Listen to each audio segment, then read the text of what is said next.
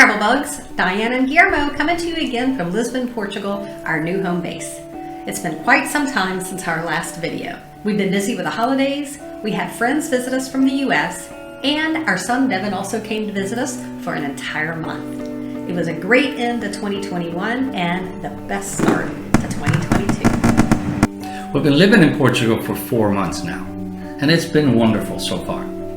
We are slowly adjusting. We're weathering the cold weather, which isn't too bad actually since it hasn't rained much this season.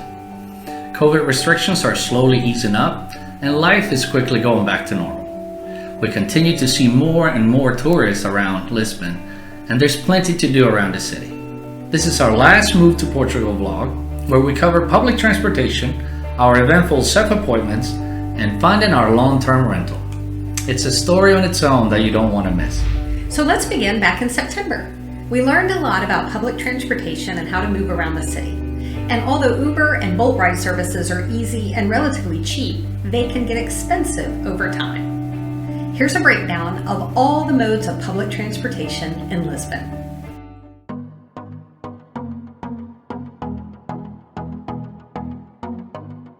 Since we were staying across the river in Tranportation until December, and it was too early to begin the search for a long-term rental, we had plenty of chances to visit Lisbon and try out their public transport services. We needed to decide whether to buy a car or hold off for a while, but priority number one was to first obtain a Viagem card. You can buy and load the card at any commuter station from a ticket machine using cash or credit cards, and it can be topped up or zapped with tickets and money in a pay-as-you-go format.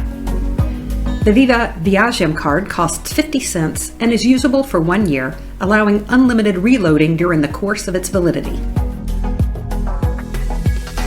The card comes in 2 colors.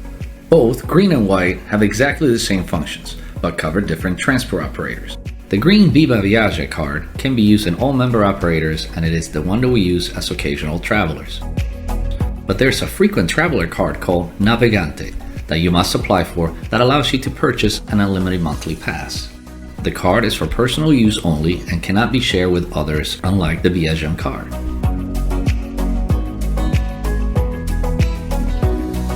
Make sure you validate and swipe your cards using the contactless validators at each entry gate. And if you're using the metro or train, then you also need to validate them at the exit gates of the arrival stations. Lisbon's transport system consists of metro, trams, funiculars, buses, commuter trains, taxis, rideshare services, and ferries.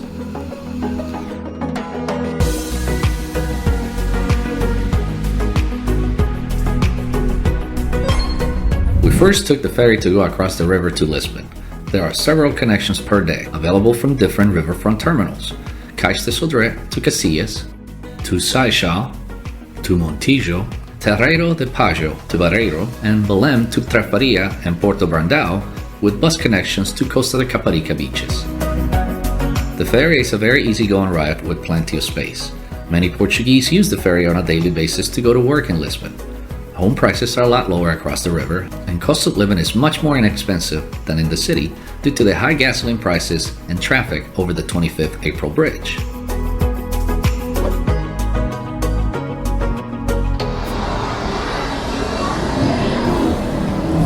Portugal has a great train service that spreads throughout the entire country, and it is managed by the state-owned national train operator, Comboios de Portugal, or CP. There are 4 different types of trains. The Alpha Pendular train, which connects all of the major cities in Portugal with speeds up to 220 kilometers per hour, has excellent facilities like free Wi-Fi and onboard snacks and beverages. This service runs from Lisbon to Porto, as well as Coimbra and Braga in the north, down to Faro in the south. The regional and interregional trains cover much shorter distances and are much more basic. Tickets cannot be purchased in advance or online. The intercity train is a fast and slightly cheaper long-distance service whose speeds reach 200 kilometers per hour. These trains tend to be slightly older and make a few more stops between major destinations. The train service we plan on using to move around Lisbon is the suburban commuter train operating in and around Lisbon and Porto. It consists of 5 lines that travel to Greater Lisbon. Sintra and Cascais lines are the most used by tourists. Trains to Sintra depart from Rocio station and run every 15 to 20 minutes, and the trip takes about 45 minutes. The train that connects Lisbon and Cascais departs from the Cais de Sodré Central Station, and trains run every 10 to 30 minutes. The trip takes approximately 40 minutes.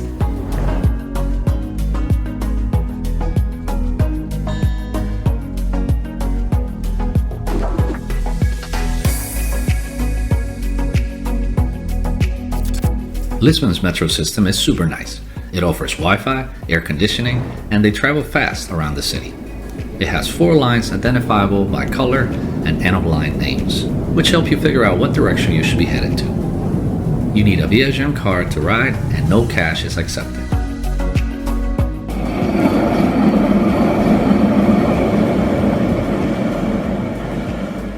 There are 5 tram lines in Lisbon consisting of 58 tramways, of which 40 are vintage streetcars.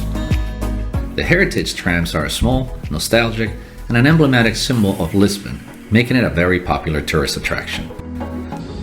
Tramway 28 is an institution in itself.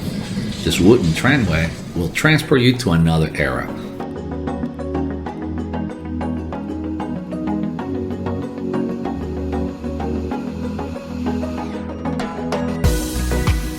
Its horn rings constantly to warn pedestrians to move out of the way when it runs past the Lisbon long and narrow streets. So we got the tram line here, and most of the stops have this information for you. So it shows where you're at and all of the stops and where the line goes to. And then it also has, of course, it's got the number of the line, and then it has the days of the week for winter, for summer, for Saturdays, for Sundays and holidays. So when you look at the actual time, you can see the hours in yellow. So this tells you that the first one is at 6 a.m. in the morning, then there's one at 6:30, at 6:55, and so on. And the very last one of the day is at 7:50 p.m.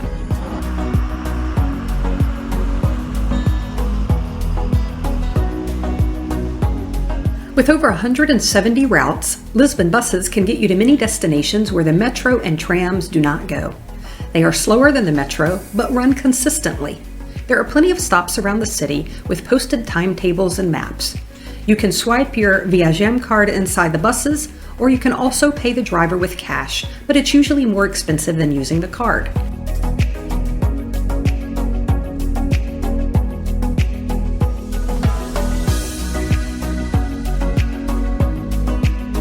Taxis and rideshare services like Uber and Bolt are also available, and our most used transit apps are Mooveit, RometoRio, and CityMapper.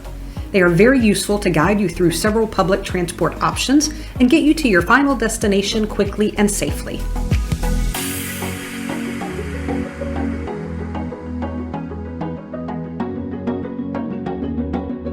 Both Bolt and Uber now have an option to transport pets with you.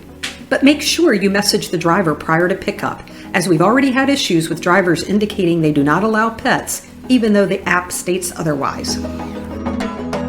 Give yourself plenty of time ahead of any activities you plan to do when using public transport. Stop times and connections can take some time, and if you plan on using cash for single rides and multiple stops, make sure you compare fares with Uber or Bolt, as their fares may occasionally beat public transport options by several euros, and they may even get to your destination quicker. We hope to go without a car for at least a year, and when traveling inside Portugal, we'll be renting a vehicle since the process is a breeze and inexpensive. We haven't tried the funicular yet, but we are practicing riding scooters, another widely used option by locals to maneuver around the city. Overall, we really find public transportation in Lisbon to be easy with many options to choose from. We feel confident and comfortable to continue to use them.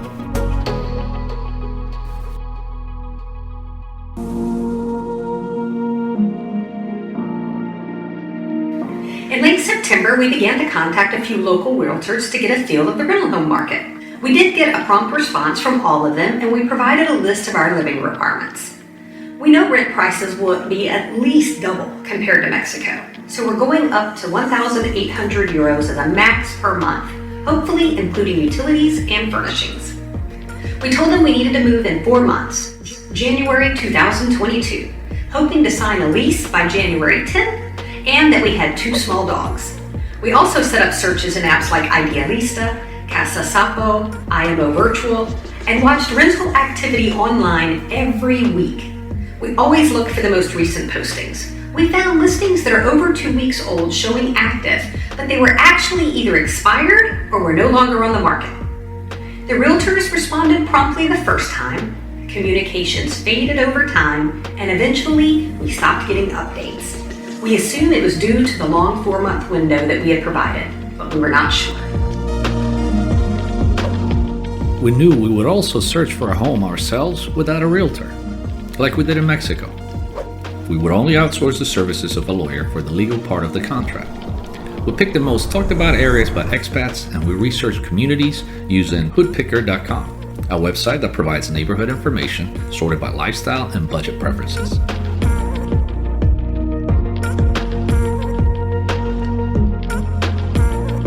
Our main criteria was to search no further than 25 minutes from the Cais de Sodré station and the airport. We wanted quick access to public transport, but we also plan on renting a car if necessary.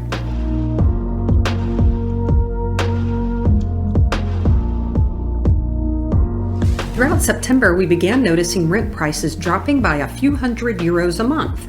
Tourist season was coming to an end, and inventory was up. Some of the things to look out for while searching for houses to rent. As in Mexico, Portugal requires a fiador or guarantor to rent a home.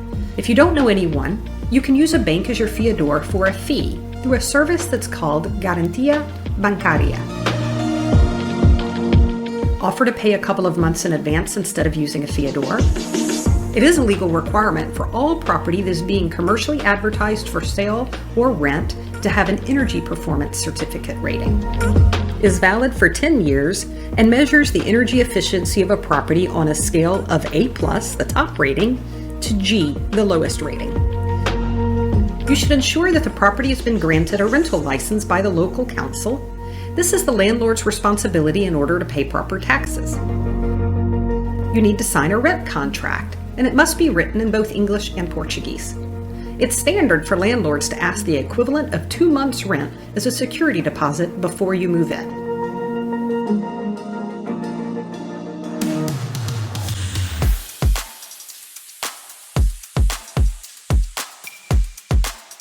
The very next day after wrapping up our rental search master plan, I was browsing through some Facebook expat posts, always looking for opportunities in rents or general information.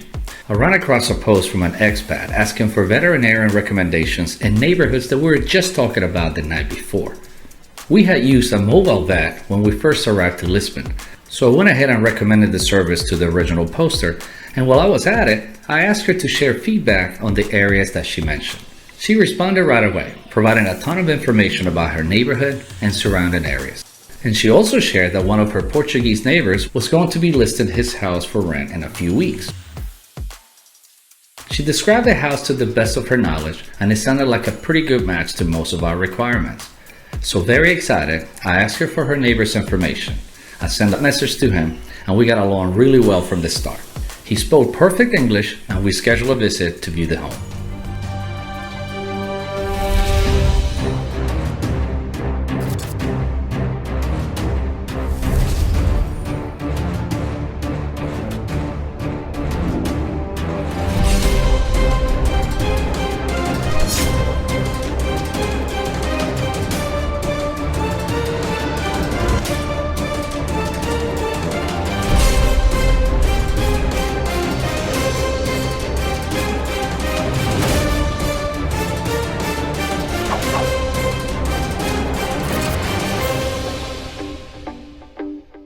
The area is called Ajuda, an outer suburb of Lisbon, a very traditional and quiet neighborhood that is situated between Belém and Alcântara.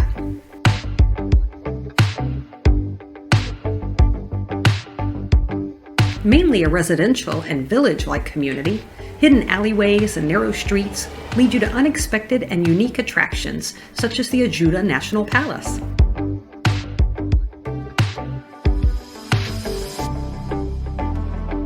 It's a neoclassical building from the first half of the 19th century that served as temporary royal residence constructed for King Joseph I of Portugal.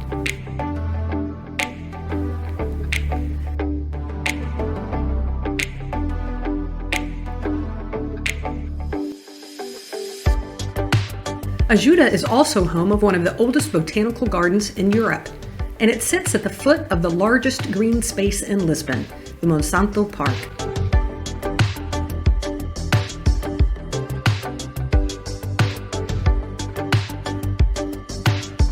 This is a gorgeous park with a variety of terrain, from forest trails to pedestrian and cycling paths, and several active recreation areas.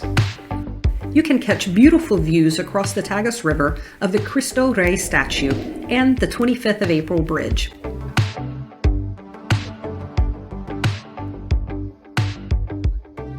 Ajuda has hills, steep hills. They didn't affect us too much, but it could be an issue for others. Believe it or not, it was love at first sight with this house, at least for me. It was a 3-story, fully remodeled townhouse-style home, hardwood floors throughout, fully loaded kitchen with an island, a good-sized backyard with artificial grass, a huge finished basement, 2 bedrooms, 2 baths, and it was fully furnished. The rent was steep though, 1,900 euros a month. We didn't want to get our hopes up. We have been keeping an eye on the rental market, and many smaller places were costing either the same or more. The majority were condominiums, with very few single-family houses available that would accommodate our dollars. Regardless, the owner was open to negotiate, and we were hopeful to agree to a lower rent. I can't lie, it was just a bit scary, being the first and only house we had seen so far. But sometimes, you have to follow your gut feeling and take the opportunity that presents itself. We gave it a few days to think it over. We always take time making big decisions, and we wait for the universe to send us a sign of approval. Ever since I lost my mom nearly 6 years ago to a battle with cancer, I feel she's been watching over us every step of the way, especially since we left the U.S. Call it coincidence or wishful thinking, but we always see butterflies around during moments when we make some of the biggest decisions of our lives. I feel her presence when it happens, and it's reassuring and makes everything easier. We wondered when and where will a butterfly show up to make this decision easier. Well, the second time we asked the owner for us to come and see the house and explore the neighborhood, lo and behold, in the middle of the hot afternoon and through the wide open sliding glass doors from the backyard, there she was. A pretty little butterfly flew right inside to us and right back out. Say no more. Mom was giving us her seal of approval, and we knew this was our house. We were so excited, and the owner was too. We made an offer of 1,650 euros a month. We also offered 2 months of rent in advance, since we didn't have a fiador, and 1 month deposit and a move-in date of December 1st. The owner accepted. The rent included super fast internet service, the energy efficient rating was a C, and we had the option to extend for another year. All utilities will remain under his name, and he will send us the bills and receipts for us to pay them every month. This is a typical Portuguese practice among homeowners who lock in a long-term contract with internet providers for either personal or work use at discounted prices. We'll see how that goes. It will be our first time not being able to deal with our service providers directly.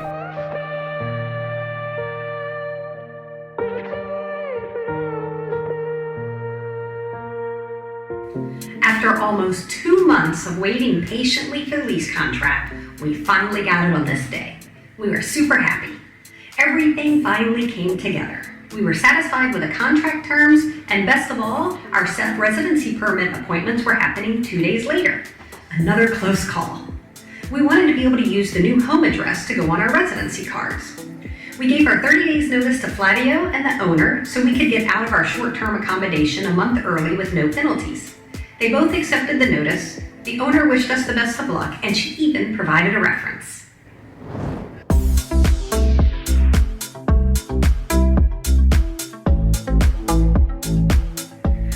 Appointments were assigned on different dates and in different cities for the two of us. I had to go to Santarém, an hour drive from Lisbon. We decided to use public transportation by ferry, metro, and train.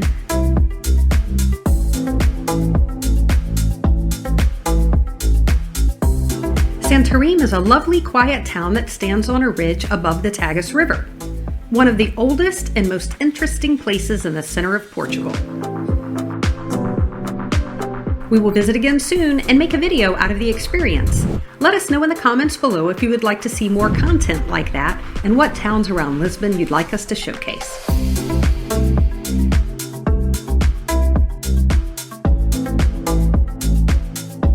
It was easy to find the SEF office. Many expats have said that we should ask if there was a possibility to take Guillermo in with me for both of us to do the interview. Unfortunately, they said no because they were really busy.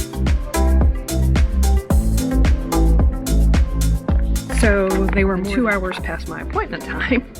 But once I got in there, it took approximately 20 minutes.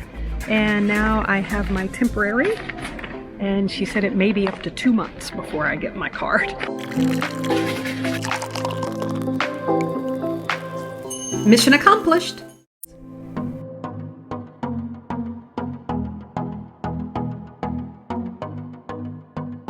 My SEF appointment was completely different. We were headed to Setúbal, a 35-minute drive from Tranportation.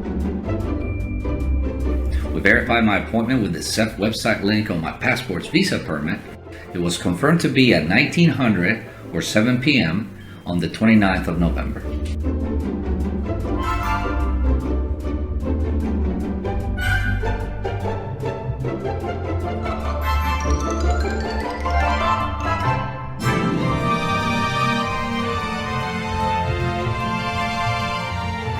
So here we are, 7 p.m.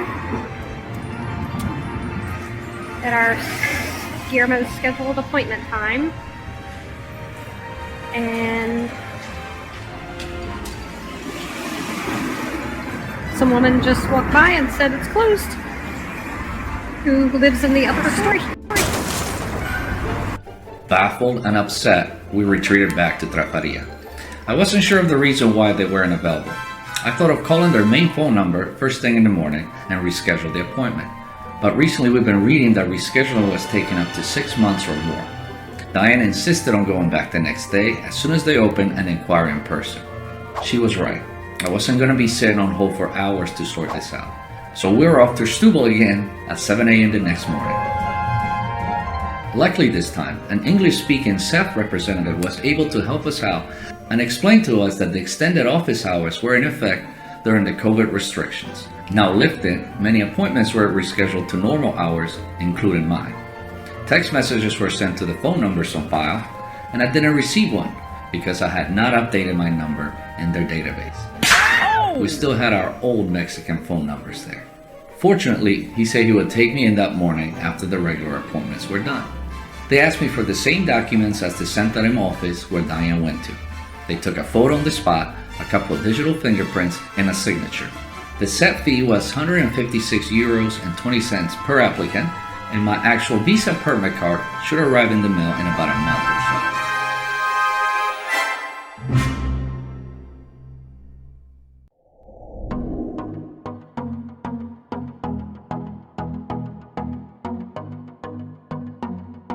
We've been living out of suitcases for the last 4 months, so it was going to be easy to pack and move.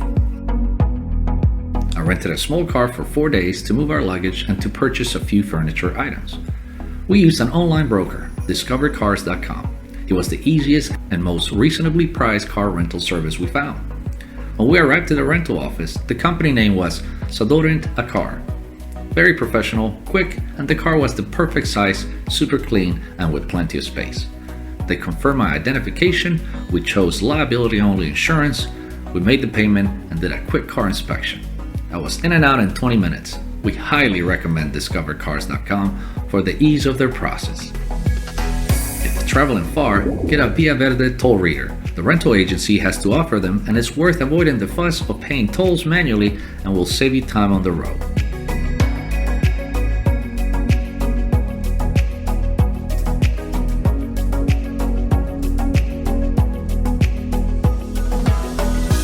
The move was easy. Driving around Lisbon wasn't too bad for Guillermo, although I have to say Portuguese drivers drive very fast. We were so excited to move in, and we've been getting settled slowly. We purchased a few extra things from Amazon Spain, Auchan, Conforama, IKEA, and Relio Popular. Everything was delivered on time and with no issues. We really lucked out with this home. It ticks every single requirement of ours, and it gives us the opportunity to live in a typical Portuguese neighborhood, immerse ourselves in the culture, and eventually be able to speak the language to fully enjoy this experience. We're slowly putting things together, and it's beginning to feel like our home. The dogs love the backyard, and Guillermo can't get enough of the artificial grass, something he's wanted for so long to shorten his chores. We absolutely love our new morning walks in Monsanto Park. It is so big and beautiful, it will take us a while to cover its entirety. Tram and bus stops are located a couple of blocks away, and the train and ferry stations are 5 minutes away by car in Belém. So we can easily take the boat back to Tranportation and visit our favorite restaurants and beaches.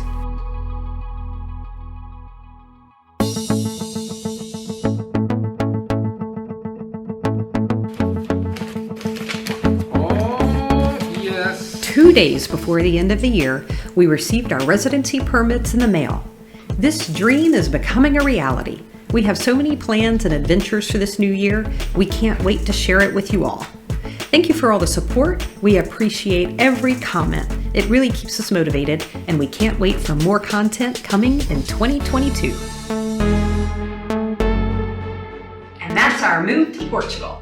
It was stressful, exciting, emotional, and exhausting. But in the end, we're truly happy to have made it here. We've been in our new home for about 2 months now. We got to spend our first Christmas and New Year's in Lisbon. And the best gift we could receive is having our son Devin visit us for an entire month. So what do you think about Lisbon? Lisbon is a beautiful city with so much to see and amazing cuisine. I can't wait to come back and visit y'all soon. Awesome.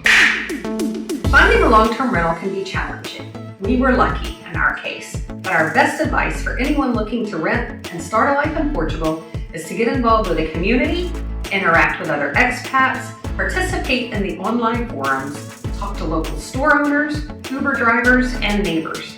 Talk to realtors and set up online searches. Ask questions. You'll find leads and you'll find answers. The Portuguese are very friendly and helpful, as well as the expat community. There's less to do in Lisbon to keep you busy. We can't get enough of the delicious food, the tasty wines, and the nightlife. Friends from the US came to visit us already, and we had an absolute blast. We're confident that they've been convinced to make a move to Lisbon in the near future. We continue to meet locals, new friends, and subscribers to our channel that are scouting Lisbon as their place to live and reaching out to us for advice. We're hopeful that COVID will no longer be the issue that stops us from being normal and start traveling again. We plan to make short videos about things to do in Lisbon, our first 6 months evaluation, the big differences between the US, Mexico, and Portugal, but mainly, we will be back with a Seeking Paradise Bugs videos soon. I think we'll be starting with Malaga, Spain. So stay tuned. Thank you for watching, and don't forget to like and subscribe to the channel. Ciao.